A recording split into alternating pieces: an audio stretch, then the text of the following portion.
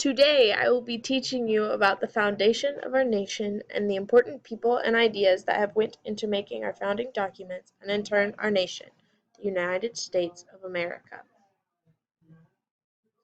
First, we have the call to independence. We're going to work towards the Declaration of Independence. An important thing to know would be the events leading up to one of the first founding documents of our nation. All 6 of these events or gatherings has been equally important in the idea of gaining colonial independence from England. It is debatable amongst some historians on which event really began the fight for independence, but for the sake of our textbook we will begin with the Proclamation of 1763 and the Stamp Act, followed by the Boston Massacre, the Boston Tea Party, the First and Second Continental Congresses, and then Common Sense, a pamphlet by Thomas Paine. The Proclamation of 1763 was the first of a series of efforts by the British government to more effectively regulate the American colonies. This proclamation drew a line across the Appalachian Mountains to prevent westward expansion and was protected by British officers. These efforts would spawn a revolution. George Grenville made these taxes to help pay for the French and Indian War fought on colony soil. This was one of the many taxes that has been put in place against the colonists. This was one of the last taxes that pushed the colonists to the edge. Tax without representation was not what the colonists wanted. The Boston Massacre. The presence of too many redcoats or English officers and soldiers in Boston had become a provocation. Soldiers were heckled and abused. On March 5, 1770, outside the Boston courthouse, a crowd began taunting and throwing icicles at the redcoats. The soldier was knocked down, and then he got up and started firing into the crowd. Others joined in. The next thing you know, we have 5 people laying dead or dying, while 8 more were wounded. These colonists were our first martyrs.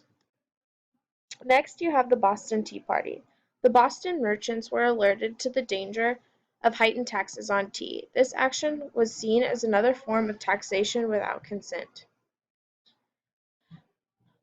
Bostonians decided that their love for tea was less than their love for liberty. On December 16, 1773, a large group of colonist patriots disguised as Mohawks boarded the British ships and proceeded to dump 342 chests of tea into the Boston harbor.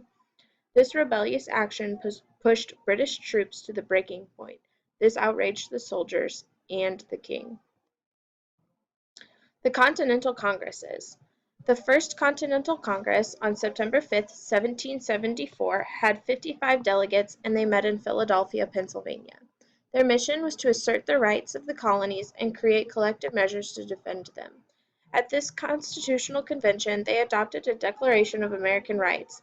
This denied England's authority to regulate affairs and that the colonies should determine the need for troops. After the king heard word of this declaration, he said that blows must decide whether the colonists are subjects or independent. Then you have the Second Continental Congress that met on May 10, 1775. This Congress also had 55 delegates and met in Philadelphia, Pennsylvania. At this Congress, they declared George Washington the commander-in-chief of the Continental Militia on June 15, 1775. Congress then began issuing treaties of peace with the Indians. At the end of this Congress, they decided to write the Olive Branch Petition, which was sent on July 6th and July 8th of 1775. This professed loyalty to England and King George III and urged him to seek reconciliation for the colonies. The king then declared the American rebels open and avowed enemies. The Declaration of Independence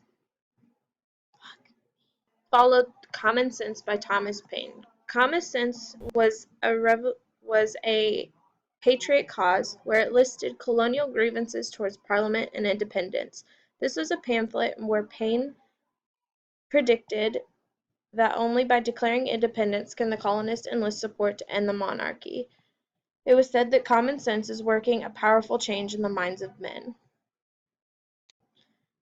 The Declaration of Independence in 1776 was then drafted and sent to the king. So what exactly does the Declaration of Independence say? This document is a statement of grievances that lay out our ideas of separating from our leader, England. And who exactly wrote it? Well, there was a committee consisting of Ben Franklin, John Adams, Robert Livingston, and Roger Sherman. So what's next after we write the Declaration of Independence? Now that we have a set independent nation,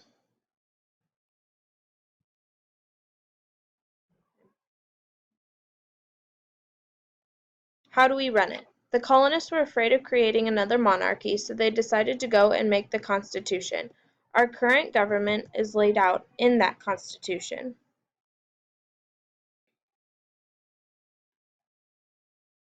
Our Constitution consists of 5 articles and a preamble. The preamble lists the reasons that the 13 states separated from the motherland and formed their own independent nation. The first article presents the limits and definition of Congress, the legislative branch. This article sets up the bicameral legislature and its powers. The second article sets up the executive branch of government and its powers and limitations. Article 3 presents the judicial branch of government and its powers and limitations, while Article 4 lays out the obligations of each state entered into the United States of America. The fifth and last article sets up the process in which it would take to get the Constitution amended. So you might ask, where do our rights come in? Do we have rights as Americans? Yes, indeed you do have rights as individuals. These rights can be found in the first 10 amendments of the Constitution. This is called the Bill of Rights. At first, Congress wasn't going to include these rights as they thought them to be self-explanatory. They later decided that the American population needed to be aware of their own rights and privileges as citizens. The Bill of Rights. The Bill of Rights is the first 10 amendments to the Constitution, in which they were adopted in 1791. This provided citizens with their individual rights. It is extremely hard to amend the Constitution, but we got lucky and received these rights.